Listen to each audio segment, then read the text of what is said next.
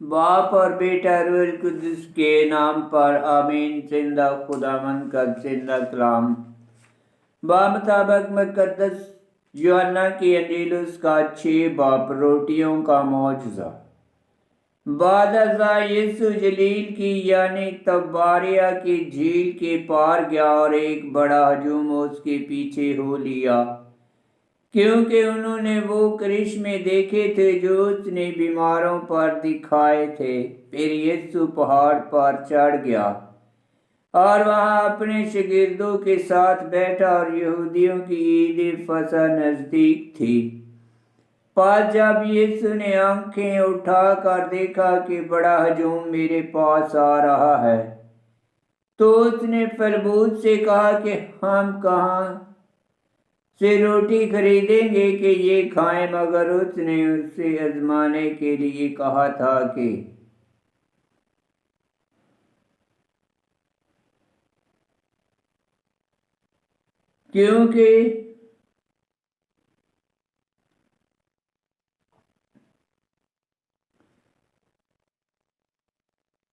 उसने फिलिप्पुस से कहा कि हम कहाँ से रोटी खरीदें कि ये खाएं। मगर उसने उसे आजमाने के लिए कहा था, क्योंकि वो आप जानता था कि मैं क्या करने को हूँ।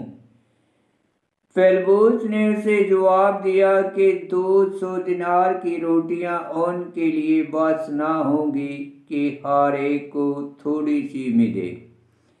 उसके शागिर्दों में से एक यानी शमौन पतरस के भाई इंद्रियास ने उससे कहा कि यहाँ एक लड़का है जिसके पास जो कि 5 रोटियां और 2 मछलियां हैं, मगर ये इतने लोगों के लिए क्या है।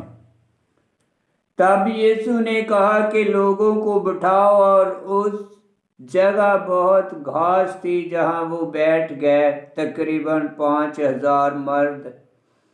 और यीशु ने वो रोटियां ली और शुक्र करके उन्हें जो बैठे थे बांट दी, और इसी तरह मछलियां में से भी जिस कदर के वो चाहते थे। और जब वो सैर हो चुके तो उसने अपने शागिर्दों से कहा कि उन टुकड़ों को जो बच रहे हैं जमा करो ताकि कुछ ज़ाया ना हो। उन्होंने जमा किए, और जौ की 5 रोटियों के टुकड़ों से जो उन खाने वालों से बच रहे थे 12 टोकरियां भरी। तब उन लोगों ने ये करिश्मा जो यीशु ने दिखाया देख कर कहा कि दर हकीकत वो नबी जो दुनिया में आने वाला था यही है। बस यीशु ये जानते हुए कि वो चाहते हैं कि आए और मुझे जबरदस्ती पकड़कर बादशाह बनाए, फिर पहाड़ पर अकेला चला गया। यीशु का पानी पर चलना। और जब शाम हुई तो उसके शागिर्द झील के किनारे गए और कश्ती पर चढ़कर झील के पार कुफरनहूम की तरफ चले जा रहे थे। उस वक्त अंधेरा हो गया था और यीशु उनके पास हनूज नहीं आया था, और तुंद हवा के सबब झील में मौजें उठने लगी। बस जब वो खित्ते तकरीबन 25-30 गलवा निकल गए तो उन्होंने यीशु को झील पर चलते और कश्ती के नजदीक आते देखा और डर गए। मगर उसने उनसे कहा कि मैं ही हूँ, डरो मत। तब उन्होंने उसे बखुशी कश्ती में चढ़ा लिया, और कश्ती फौरन उस जगह जा पहुंची जहां वो जाते थे। जिंदगी की रोटी। दूसरे दिन उस हजूम को जो झील के पार रह गया था ये मालूम हुआ कि उस एक छोटी कश्ती के सिवा वहां कोई और ना थी, और कि यीशु अपने शागिर्दों के साथ कश्ती पर सवार ना हुआ था, बल्कि उसके शागिर्द अकेले चले गए थे। लेकिन इतने में और छोटी कश्तियां तबारिया से उस जगह के नज़दीक आईं जहां उन्होंने खुदावंद के शुक्र करने के बाद वो रोटी खाई थी। पर जब उस हजूम ने देखा कि वहां ना यीशु और ना उसके शागिर्द हैं, तो उन छोटी कश्तियों पर सवार होकर यीशु की तलाश में कुफरनहूम को आए और उन्होंने उसे झील के पार पाकर उससे कहा, रब्बी तू यहाँ कब आया? यीशु ने उनके जवाब में कहा कि मैं तुमसे सच सच कहता हूँ कि तुम मुझे इसलिए नहीं ढूंढते कि तुमने करिश्मे देखे, बल्कि इसलिए कि तुम रोटियां खाकर सैर हुए। फानी खुराक ही के लिए नहीं, बल्कि उस खुराक के लिए मेहनत करो जो हमेशा की जिंदगी तक ठहरती है, जिसे इब्ने इंसान तुम्हें देगा, क्योंकि उसी पर बाप यानी खुद खुदा ने मोहर कर दी है। तब उन्होंने उससे कहा कि हम क्या करें ताकि खुदा के काम अंजाम दे? यीशु ने जवाब में उनसे कहा, खुदा का काम ये है कि तुम उस पर ईमान लाओ जिसे तुमने भेजा, उस पर ईमान लाओ जिसे उसने भेजा है। तब उन्होंने उससे कहा, बस तू कौन सा करिश्मा दिखाता है ताकि हम देख कर तुझ पर ईमान लाएं? तू क्या करता है? हमारे बाप दादा ने बियाबान में मन खाया, चनाचा लिखा है कि उसने उन्हें खाने को आसमान से रोटी दी।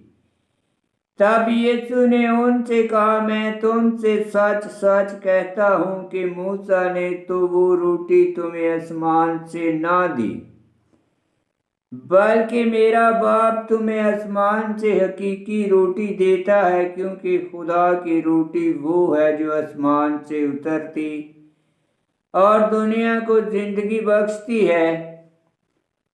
तब उन्होंने उससे कहा, है खुदावंद हमें हमेशा ये रोटी दिया कर। यीशु ने उनसे कहा, जिंदगी की रोटी मैं हूँ, जो मेरे पास आता है वो हरगिज़ भूखा ना होगा, और जो मुझ पर ईमान लाता है वो कभी प्यासा ना होगा। लेकिन मैंने तुमसे कहा है कि तुमने तो मुझे देख लिया है और फिर भी ईमान नहीं लाते हो। सब कुछ जो बाप मुझे देता है वो मेरे पास आ जाएगा, और जो मेरे पास आता है मैं उसे हरगिज़ निकाल ना दूंगा, क्योंकि मैं आसमान पर से इसलिए नहीं उतरा कि अपनी मर्जी पर चलूं, बल्कि उसकी मर्जी पर जिसने मुझे भेजा है। और मेरे भेजने वाले की मर्जी ये है कि जो कुछ उसने मुझे दिया है मैं उसमें से कुछ खो ना दूं, बल्कि उसे यौम आखिर में फिर जिंदा करूं, क्योंकि मेरे बाप की मर्जी ये है कि हर एक जो बेटे को देखता और उस पर ईमान लाता है हमेशा की जिंदगी पाए, और मैं उसे यौम आखिर में फिर जिंदा करूंगा। पांच यहूदी उस पर कुड़कुड़ाने लगे, क्योंकि उसने कहा था कि जो रोटी आसमान से उतरी वो मैं हूँ। और उन्होंने कहा, क्या ये यूसुफ का बेटा यीशु नहीं, जिसके बाप और माँ को हम जानते हैं? फिर ये क्यों कर कहता है कि मैं आसमान से उतरा हूँ? यीशु ने जवाब में उनसे कहा कि आपस में मत कुड़कुड़ाओ। कोई मेरे पास आ नहीं सकता जब तक बाप जिसने मुझे भेजा है उसे खींच ना लाए, और मैं उसे यौम आखिर में फिर जिंदा करूंगा। सहालफ़ अंबिया में ये लिखा है कि और वो सब खुदा से तलीम पाएंगे, जो कोई बाप की सुनता और उससे तलीम पाता है वो मेरे पास आता है। यूं नहीं कि किसी ने बाप को देखा है, मगर जो खुदा की तरफ से है उसी ने बाप को देखा है। मैं तुमसे सच सच कहता हूँ, जो ईमान लाता है वो हमेशा की जिंदगी रखता है। यूखरिस्त अक़दस। जिंदगी की रोटी मैं ही हूँ। तुम्हारे बाप दादा ने बियाबान में मान खाया और मार गए। ये वो रोटी है जो आसमान से उतरती है, ताकि जो उसमें से खाए वो ना मरे। मैं वो जिंदा रोटी हूँ जो आसमान से उतरी है। अगर कोई इस रोटी में से खाए तो हमेशा तक जिंदा रहेगा। और जो रोटी जहान की जिंदगी के लिए मैं दूंगा वो मेरा गोश्त है। बस जिंदगी आपस में यूं कहकर तकरार करने लगी।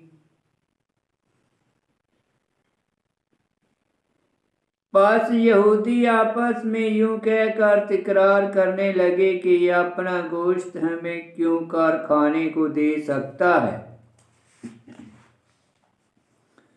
मगर यीशु ने उनसे कहा कि मैं तुमसे सच सच कहता हूँ कि अगर तुम इब्ने इंसान का गोश्त ना खाओ और उसका खून ना पियो तो तुम में जिंदगी नहीं होगी।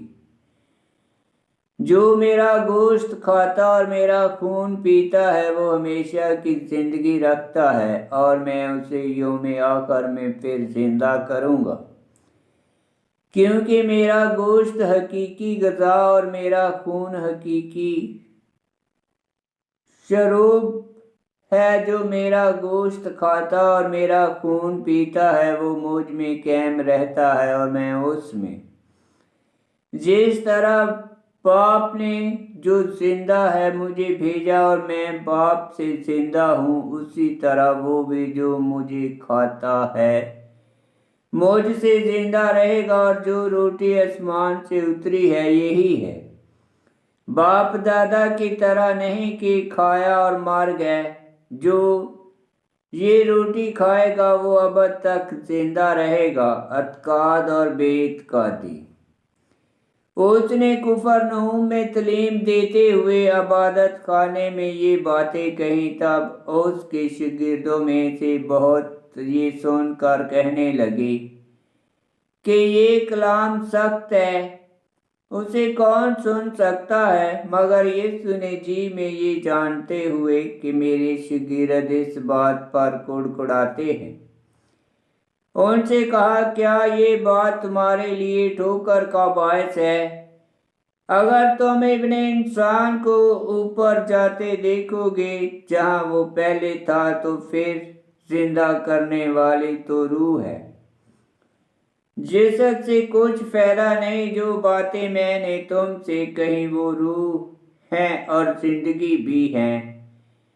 मगर तुम में से बाज ऐसे हैं जो ईमान नहीं लाते। क्योंकि यीशु शुरू से जानता था कि वो जो ईमान नहीं लाते कौन है और कौन उसे पकड़वाएगा। फिर उसने कहा कि इसीलिए मैंने तुमसे कहा है कि कोई मेरे पास नहीं आ सकता जब तक बाप की तरफ से उसे दिया ना गया हो। इसके बाद उसके बहुत से शागिर्द फिर गए और आइंदा उसके साथ ना रहे। तब यीशु ने उन 12 से कहा कि क्या तुम भी चले जाना चाहते हो? शमौन पतरस ने उसे जवाब दिया कि ऐ खुदावंद, हम किसके पास जाएं? हमेशा की जिंदगी की बातें तो तेरे ही पास हैं, और हम तो ईमान लाए हैं और जान गए हैं कि खुदा का कदूस तू ही है। यीशु ने उन्हें जवाब दिया कि क्या मैंने तुम 12 को नहीं चुना और तुम में से एक शैतान है। उसने ये शमौन असगर यूती के बेटे यहूदा की बाबत कहा था, क्योंकि यही जो उन 12 में से था उसे पकड़वाने को था। आमीन। पाक कलाम का पढ़ा और सुना जाना बायस से बरकत हो। खुदावन तेरा शुक्र हो। आमीन। मुकद्दस यूहन्ना की इंजील उसका 6 बाब की 31 आयत में लिखा है, تو ہمارے باپ دادا نے بیابان میں مان کھایا، چنانچہ لکھا ہے کہ اس نے انہیں کھانے کو آسمان سے روٹی دی۔ 6 باب کی 31 آیت، خروج کی کتاب اس کا 16 باب 14 آیت، عدد کی کتاب اس کا 11 باب 7 آیت، مزمور 78 کی 24 آیت میں لکھا ہے، اور 16 باب کی 20 آیت، 16 باب کی 35 آیت میں لکھا ہے، یسوع نے ان سے کہا، زندگی کی روٹی میں ہوں، جو میرے پاس آتا ہے وہ ہرگز بھوکا نہ ہوگا، اور جو مجھ پر ایمان لاتا ہے وہ کبھی پیاسا نہ ہوگا۔ 6 باب کی 35 آیت، یشوع بن سراغ کی کتاب اس کا 24 باب کی 29 آیت میں لکھا، اور 6 باب کی 44 اور 45 آیت میں لکھا ہے۔ آیت 44، کوئی میرے پاس آ نہیں سکتا جب تک باپ جس نے مجھے بھیجا ہے اسے کھینچ نہ لائے، اور میں اسے یوم آخر میں پھر زندہ کروں گا۔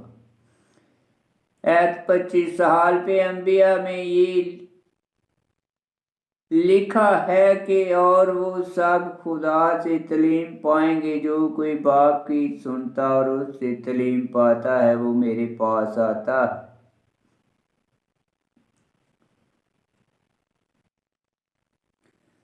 6 باب کی 44 آیت، اسے کھینچ نہ لائے، یعنی خدا کا فضل انسان کو مجبور نہیں کرتا، لیکن دل کو ایسا روشن اور مضبوط کرتا ہے کہ انسان اس فضل کے سبب خوشی سے خدا کی مرضی بجا لاتا ہے۔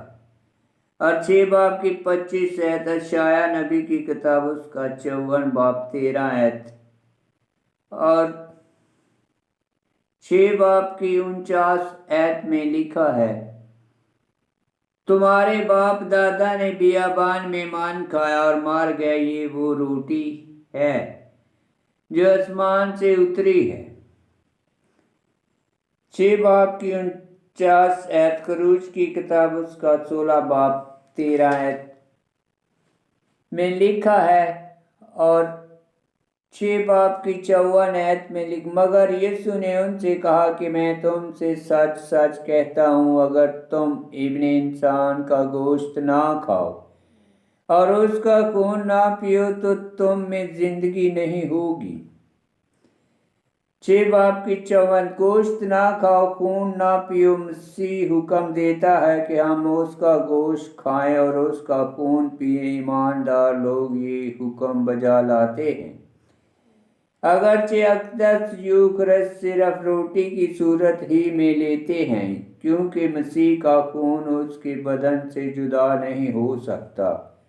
اسی سبب سے مسیح اکثر پیالہ کا ذکر نہیں کرتا، مگر ہر ایک کو جو وہ اقدس روٹی کھائے گا ہمیشہ کی زندگی کا وعدہ یہ کہہ کر کرتا ہے کہ اگر کوئی اس روٹی میں سے کھائے تو ہمیشہ تک جیے گا، اور وہ روٹی جو میں دوں گا میرا گوشت ہے دنیا کی زندگی کے لیے۔ 52، اسی طرح وہ بھی جو مجھے کھاتا ہے مجھ سے جیے گا۔ اور آیت 57، وہ جو یہ روٹی کھاتا ہے ہمیشہ تک جیے گا۔ آیت 59، اور 6 باب کی 63 اور 64 آیت میں لکھا ہے۔ آیت 63، یہ بات تمہارے لیے ٹھوکر کا باعث ہے، اگر تم ابن انسان کو اوپر جاتے دیکھو جہاں وہ پہلے تھا تو پھر زندہ کرنے والی تو روح ہے۔ آیت 62 اور 63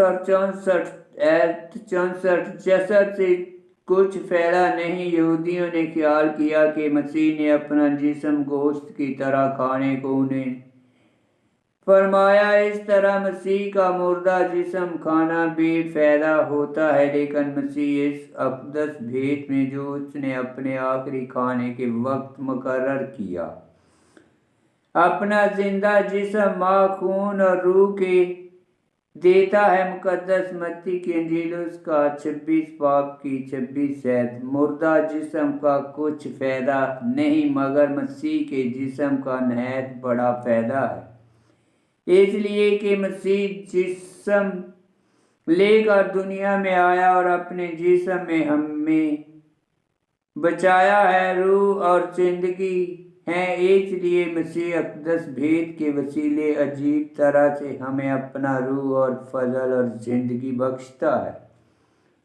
آمین۔